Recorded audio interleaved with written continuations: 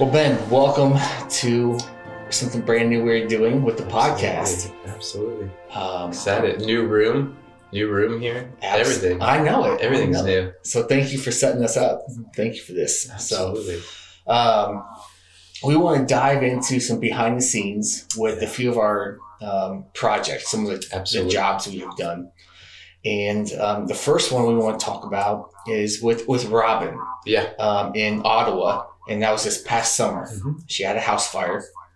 I believe so we'll go over some dates. We'll talk through it and just kind of talk about how our team did, how Robin and her family were affected, and just kind of the story behind it. But we want our listeners to understand some of the process behind the restoration, what it looks like, and how we're different when we come along and help people walk through a situation like this. So, so Robin, her family had a house fire. Do you remember much about like where the fire was in their home or anything like that? Yeah. So, that one started in the restroom area. It was an electrical fire. And so the scary thing about electrical fires is that, there could be, a part of the electrical system that maybe from age or from, we've even seen animals sometimes get in an attic and start chewing on wires. The actual cause of this electrical fire was unknown to us, what actually caused the electrical fire, but just so many nuances that can be involved in electrical fire, which is a little scary, a little unnerving. Mm-hmm. But that one specifically was started in the area of the attic where the exhaust fan was coming out of the bathroom. But and we do have some pictures as well. So we can look at those. So we have some bathroom pictures of. Yeah. Just myself. I don't always get to make it to the job sites. Sure. But I get to see the pictures that our team takes when we're on site doing our inspection. And also at the process, I could tell, I'm like, I knew it started in the bathroom. Yeah, absolutely. And up in the attic and all that. Yeah, and the reason some of the photos, so maybe they're up on the screen, you see so much ceiling removed, is that especially when there's an attic fire, the attic has so many different pieces of wood that are involved in the roof system and et cetera, that the fire will start running different ways. Yeah. Sometimes it'll hide under the insulation. It'll smolder for hours. So the fire department has to remove the ceilings in the areas where they think there are hot spots to make sure that it is 100% out, so they don't leave the property and then get a call 2 hours later that the fire started again. So that's why you'll see different ceilings being removed, is that they're looking to make sure all the fire in the attic is completely out. That makes sense. Now, I think one thing that I didn't understand or wrap my head around fully until I started working here was that when there's a fire in a home, the damage to the property is not just fire or smoke related. Correct. There's also a lot of water damage. Correct. Because the fire department is going to extinguish that fire as best they can. Absolutely. And so even with this one, we see that the water drained all the way down to the crawl space too, which makes sense. Correct. And so we had to help dry out and clean up the crawl space as well. In some of those situations, Chris, like, for example, the water that we're looking at here in the crawl space, the water was, in this specific claim, it was throughout the home enough that in the repair process, we knew that there were already going to be sections of the walls that had to be removed because of extreme smoke from high heat temperatures. So instead of drying out certain sections like immediately, we knew that they were going to get removed. So that's the part of how we operate as a company, that we're not going to double charge the insurance company. We're not going to create work that doesn't need to be done, if that makes sense. So we're not going to try to dry out this room. No, knowing that it's just going to be repaired and replaced. That's not how we've operated for 37 years, and that's not how we're going to continue to work. So, yeah. We want to take care of the customer in the end. So one of our services. So we are Swartz Restoration and Emergency Services. Correct. The Emergency Services is where the pictures you'll see now is we come out very quickly. As soon as the fire department, they often call us because we build relationships with them. Correct. To say, hey, we just finished up this fire. Yeah. It needs secured. It needs boarded up. And so in this situation, there's only one window that needed boarded up or secured. Most of the damage was actually up on top of the roof above where the fire was. Correct. Right. The attic. And we tarped it. Sure. To, again, prevent further damage from the elements, from animals, correct, or even from some invaders, some thieves who might try to break in or whatever. And the word the insurance company uses secondary damage, meaning that the primary damage was from the fire, but if you let it sit there doing nothing, meaning that you have a hole in your roof, your windows are broken out, etc., like you said, secondary damage can occur, meaning that maybe a rainstorm comes through and floods a section of the house that wasn't already wet. Or someone comes in and loots or steals things. That is the reason, like you said, that we secure a property after a fire. And so the house fire happened on June 9th. We were there June 9th as well to help with the tarping and the securing and whatnot. Our Tim actually was on site. I was there with him as well. He's part of our care team. And so I think he was on site the next day afterwards. Again, tell me a little bit about what Tim was doing, what you were doing. Absolutely. I want to go back to the emergency services part of things too. You mentioned the fire department, you're talking about emergency services, and we as a company, we're not first responders, but sometimes we feel like we are. We've worked with all the local fire departments for decades. And so we kind of feel like we're brothers with them. They come in obviously first and extinguish fires and make sure that, everyone's health and everything is taken care of. And then their job is to leave and to go help another person that happens to. And we get to sit and stay for months sometimes and make sure that property is actually completed all the way to the end. And so we kind of see ourselves as like the second first responders. We get to restore people's lives, like you talked about as well. Show them that the fire department cared for them right out of the gate, but we're going to care for them all the way to the end until they get those keys back and they can actually live in there. So we take the emergency side of things very seriously, because we know those first instances after a loss occurs, very emotional. So our team is specifically in this claim as well, made sure that Robin and her mother and other people involved felt really well cared for that first night that we secured the property. And then that rolled into Tim and I coming out the next day on the care team, which the care team's really only a couple years old that we started that. We really want that first 24 to 48 hours. We want our customers, potential customers at that time, to know that all we want to do is care for them during those first 2 hours, whether they use us or not. We want them to know that as a human, we care for them just because they're our fellow community member, if that makes sense. So Tim and I went in that day after and walked Robin through what some of the steps could look like for restoration. We assess all the different areas that were damaged. We take photos. We have a system called Matterport that we've used for 7 or 8 years now, just to document the way that the home sat, the damage that was there, knowing that this home could be restored. Yes, there were holes in the roof, there were holes in the ceilings and walls, but we knew structurally this house could be repaired. Now, whether it was us that Robin was going to use or someone else, we didn't know that yet, but we still wanted to walk her through some of the next steps that she could do to get her home back to normal. No, that's excellent. Now with Robin, with the fire damage, do you know, was she able to stay in the home? Did she have to move away for the time being while the restoration was going on? This one was extensive enough that she had to move out of the property. That's a great question. Most fires, I don't have any stats in front of me from jobs we've done over the decades, but a majority of fires, people can't live in their home. just from the different smells that are going on, the different processes. People's lives are really disrupted during a fire.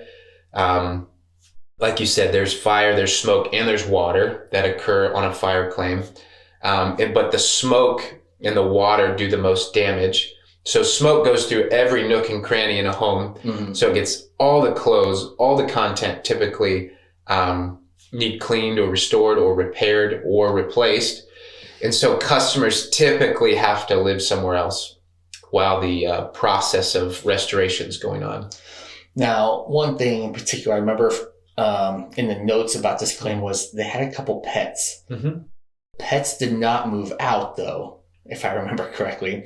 So I think she had a hamster and a frog. Mm-hmm. Tell me a little bit about those. So the main one I remember is the frog.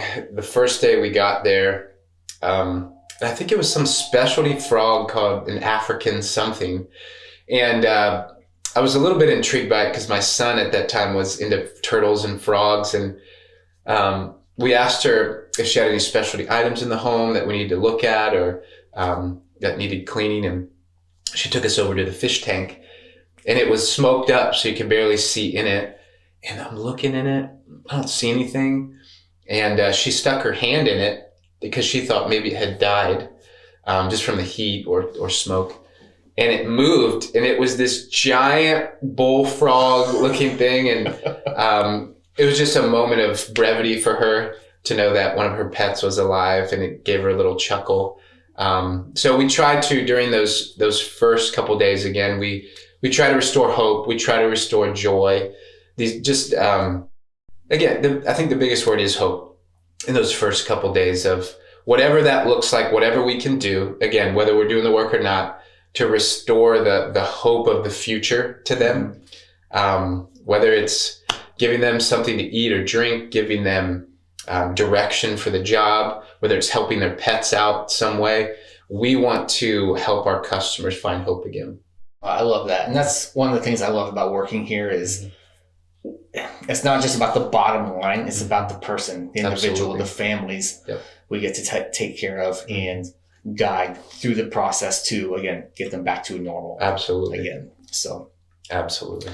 So a couple interesting things as we would go through the pictures. We were almost done with the restoration. So again, we started tearing out the walls. We do the demo phase. And sometimes we hesitate using the word demo. Right. That sounds aggressive, right? Right. Controlled removal.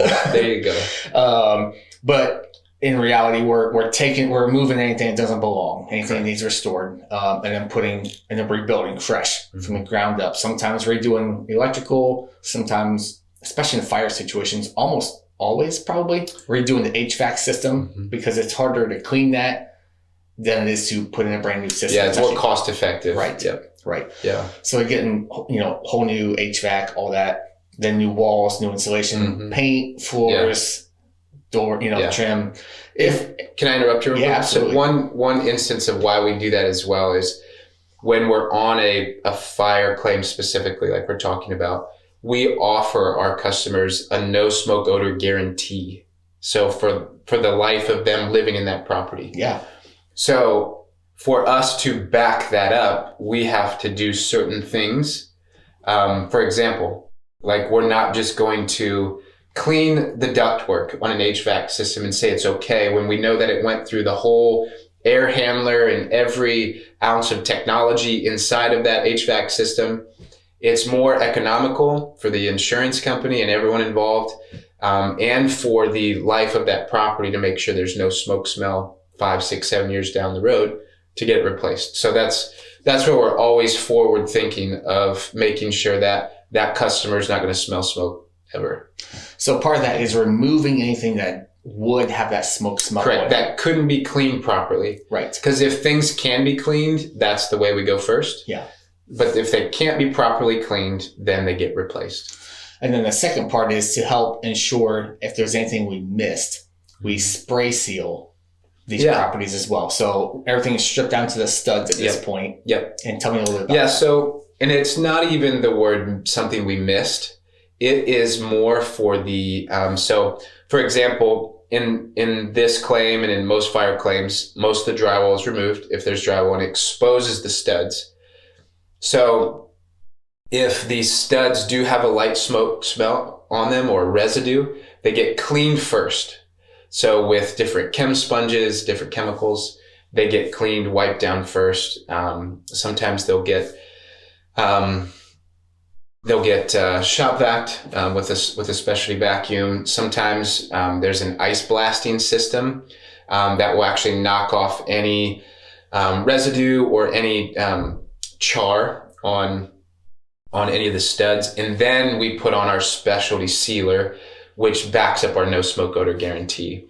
But if there are, on the subject of the studs and framing as well, if any of the studs are charred beyond repair, meaning we're not going to spray seal a stud that is burnt halfway through, that's not going to happen. We're going to replace it, and then it will get spray sealed like the rest. And also for the structural integrity of and the structural integrity. If it's burnt halfway through, we will replace that anyway. Correct. So. Correct. And we have some pictures of those. That spray seal is white in color, so you'll see some of that as well.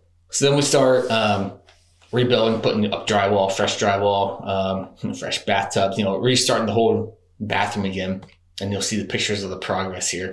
Yeah. I believe in the kitchen there was some issues. Oh, I did find this picture. I just want to bring it up because sometimes I'm going to imagine that this was probably our mistake as we installed the vanity in the bathroom. Maybe something dropped on it and it broke it. And so we take pictures to document it, and then we replace it. If it's our mistake, we will take care of that. That specific instance, I don't remember. It was either some sort of mistake or it came that way when they took it out of the box. Yeah. So they documented it. But again, we're not a contractor, and I think that's the point of why we're bringing this up. We're not a contractor that hides things. Right. We're not someone that doesn't own our mistakes. We don't like making mistakes, as does no one. But if there are issues or hiccups that happen along the claims, which it's construction, so there's always going to be something, even if it's small, that pops up. But we are ones that will make it right. And I believe in this one, in the kitchen, the countertops, we cleaned them once, maybe twice even. I think it was a couple times. Yeah. They were still stained from the smoke, and we weren't content with that. Mm-hmm. And so at that point, then we go back. I guess talk to me about how does that work? Yeah. Yeah. So in the process of a claim, our desire is that our estimates are 100% accurate up front.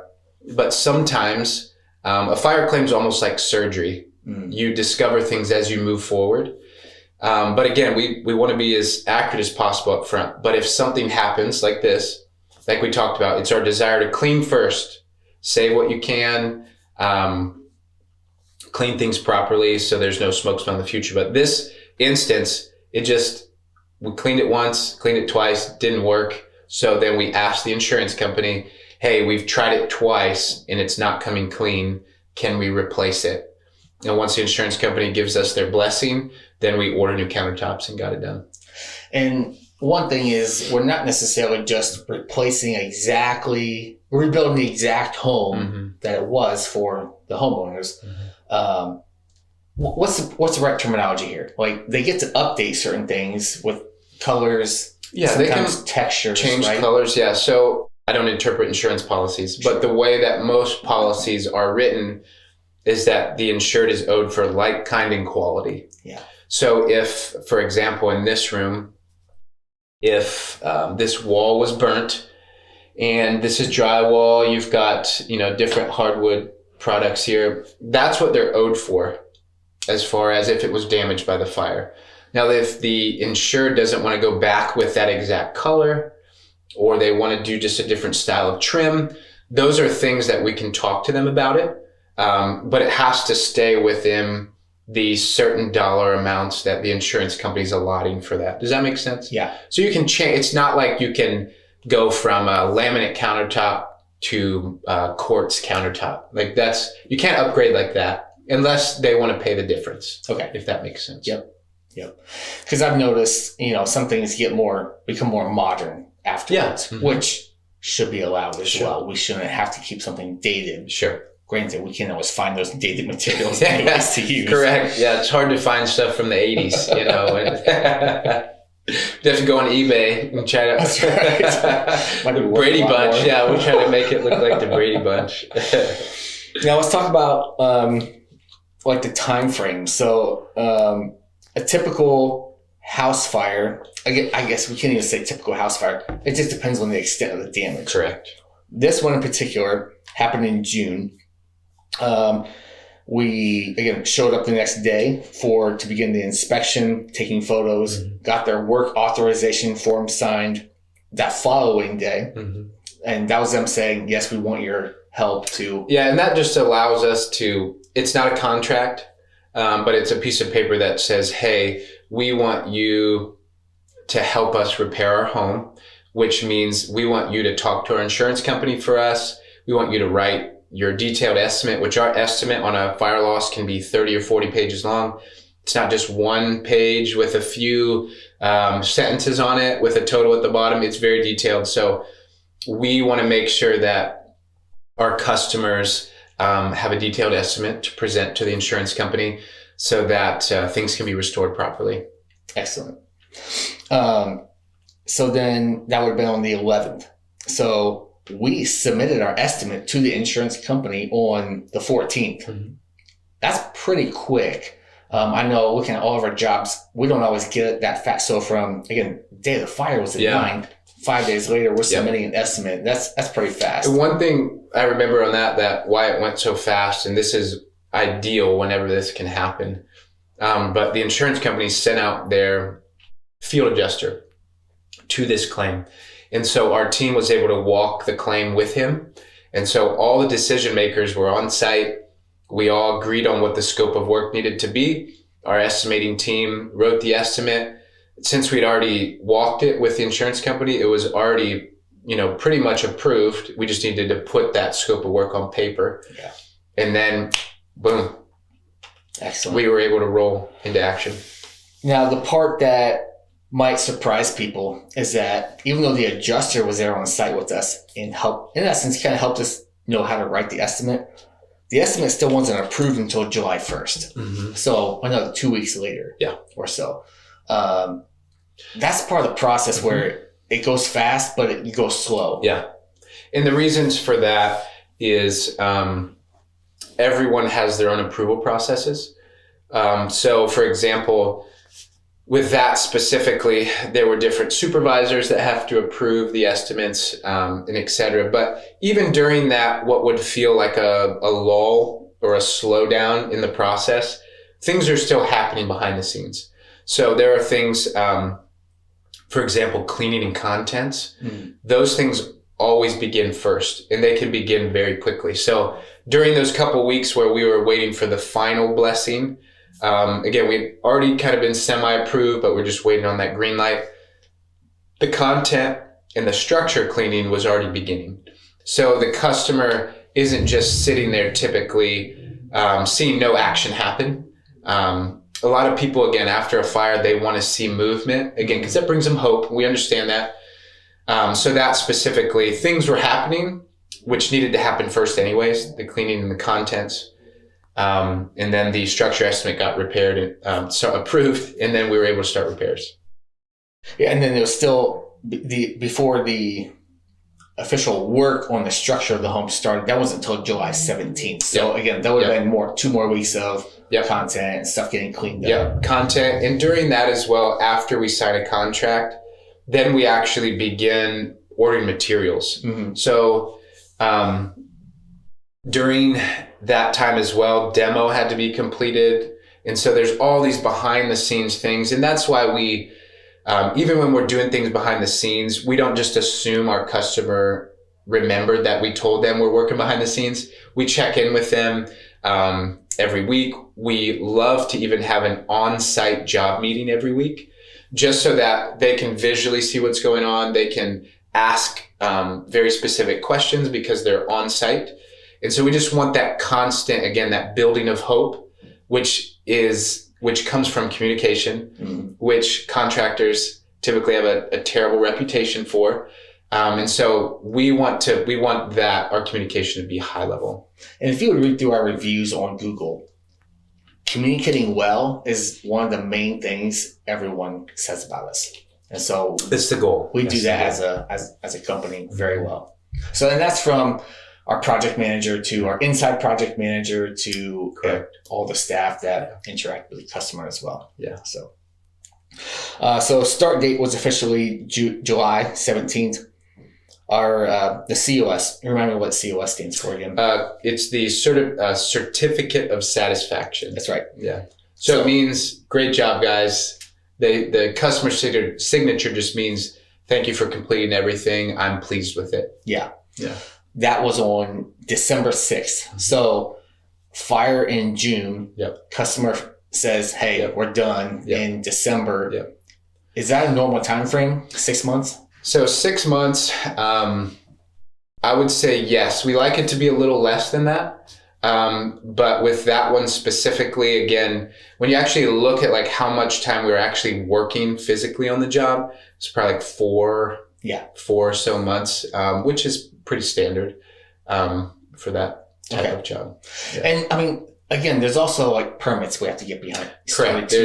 There are processes and et cetera that if you've never had a claim, specifically a fire claim, you don't understand everything that goes into it. One thing as well is sometimes people have mortgages on their home. And so that process can slow things down as well because insurance checks have to be shipped to the mortgage company. Mortgage company sometimes has their own process for releasing money. Sometimes their own inspections, almost like the permit inspections. And so there's all these different processes that us being a general restoration contractor can handle all that because it'd be ultra stressful to our customers to try to juggle all that. Yeah. And that's one thing we get to do is every job, just like every person is unique and different. Yeah. Every job is completely different. And so they're not always exploratory surgeries, but there's going to be issues that come up. And we get to help navigate the customer, walk them through that gently. Absolutely. And in the end, hand back the keys with a smile. Yeah. And hopefully a friend. Like we want at the end, we hope they never have to call us again. But we hope that we restore their life and their home to such a place that when we see them out in public, we feel like family. And I know that's always our goal. Well, Ben, thank you for walking us through this job over in Ottawa from this past year. And I appreciate being on the podcast with us today. Absolutely. Thanks, Chris. So tell us your name and what your role is here at Swartz Restoration. Okay. I'm Jennifer Kuntz, and I do customer care. And really just affords me an opportunity to bless other people, in the times that they're going through are the worst times. And I can just bring some positivity to that and help them come up with a solution to get them back into their home. Now, getting to know you, this seems like a very good fit for who you are as a person. Is this the only role you've ever done here at Swartz? No, I started out just answering the phones when my girls were a little bit younger, so I was more available for them. And then I moved into production in multiple different layers of production, all the way up to assistant project manager, and then started with the business development team. And how long, as a whole, have you been here at Swartz? 7.5 years. All right. Excellent. 7.5 wonderful years. If you could have any superpower to help you with your job, what would it be? Okay. With my job, I think DC Comics calls it Speed Force, like Flash, Yeah. I would just like to snap my fingers and get everybody home immediately, You see that on TV. Everything's patched up within a half hour, an hour. I wish it was like that in real life, but that would probably be my choice. I like that. That would be fun.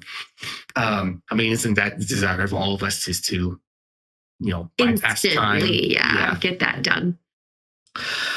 Now, when you're not working, you did mention some family. When you're not working, who do you hang out with and what do you like to do? Probably right now, my granddaughter is my most favorite person to hang out with. She's 4.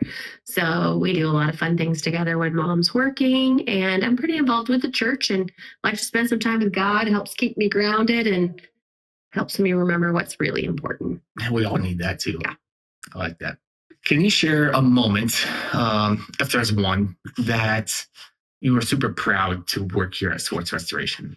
That is hard because there's a lot of times. I mean, just going out on a job in the field and I see the guys working and caring for the customers, I'm proud of that. I'm proud of us every day in one aspect or another.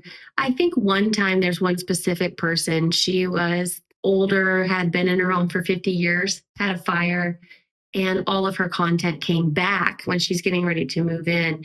And when you're in your 80s and you're looking at 50 years of content boxed up in your house, it was overwhelming. So Randy, the general manager, said, I want you to go help her unpack for the day. And so that was a blessing to her and me. So I was proud to work for a place that really does not just say we care, but actually cares. I love that. What's one thing about the restoration process that most people don't realize? I think that it's important for people to realize that we're not just fixing what's visible, but we're looking for things that may be invisible but could cause future issues. So like when we do water mitigation, where our goal is to prevent future mold or antimicrobial growth. And when we do fire restoration, we spray seal in such a manner that when they move back into their home, it's a nice spring day, they open the windows, the breeze is blowing, they don't smell smoke. They never smell smoke ever again. And we provide that guarantee that they won't. Man, that's great. Do you have a favorite tool or piece of equipment that you use on the job? I do now. It's the Matterport. Ooh, because I just started doing that, and it's a 3D camera that creates a virtual walkthrough. So just in the last 2 weeks, I've been doing that, and I'd like to Matterport the entire world. Because it's just so cool to watch these spaces come to life, and it allows homeowners to see it for their content purposes. Adjusters can see what we're doing on site. And justifies, hey, we've used 10 fans. We're not just charging for 10 fans. We've used 10 fans, and you can see it in action. They can see them in the pictures. Mm-hmm. Yeah. And it's a 3D virtual, I guess there's what they call a dollhouse view as well. Yeah, so you can use a dollhouse view and you can look through all of it at one time. You can do the virtual walkthrough. We also use it for measuring. Mm-hmm. So it increases the speed time on preparing estimates. It provides us a lot of opportunity there, and that's really cool. Makes things move a lot faster. Yeah, that makes sense. What is one habit or routine that helps you stay effective at work? I would say it's my messy, ugly boards in my office. I have a bunch of dry erase boards, and if you walk in, it looks like chicken scratch, but it makes sense to me. And it's just my at a glance. I can go into my laptop and dig in further, but it's just my at a glance reminders and, have I communicated with this agent, and when was the last time I did? Just quick notes just helps me prioritize my day so I know what's best for our homeowners and how I can help our team the best. How often do you tend to update that? Is that a weekly habit? I do it like Wednesdays are my day usually. We have a production meeting in the morning, so I kind of do updates and update things then. Nice. Yeah. Nice. What is the best piece of advice you've ever received from a coworker or a mentor? I'm going to go with a quote that's in my presentation, my agent presentation from Benjamin Franklin. And it says, well done is better than well said. And I try to live by that. Everyone has heard actions speak louder than words. So it's just something I try to keep at the forefront of my mind. I want people to see me doing good and not just hear me talking about it. That is important. What is something interesting about you that most people wouldn't know? Best dress class of 1989. I would say that I sing at church. I have sang at church since I was a kid. I sang with my dad, and I still sing at churches and weddings and occasionally funerals and stuff like that. Could people hire you for that? No, don't. And then also I've been in a lot of dinner theaters, so that's my other thing. Tell me more about that. Oh gosh. Our church used to put on one every year, so that's kind of how it started. And I always got the quirky, goofy character. Imagine that, how that seemed to fit. But just really enjoyed that creative outlet. That's excellent. So when people call me dramatic, it's for a reason. It's warranted. Yeah, I earned it. If you could switch roles with anyone on the team for a day, who would that be? You, because you're cooler than me. You can do all this stuff, and you help me a lot with all the techie things and creativity. So I'd like to be in your brain for a day. Ooh, I don't know about that. Well, that's fun. That's fun. I think you'd enjoy it. I think you'd do well at it. Yeah, just a day, one day.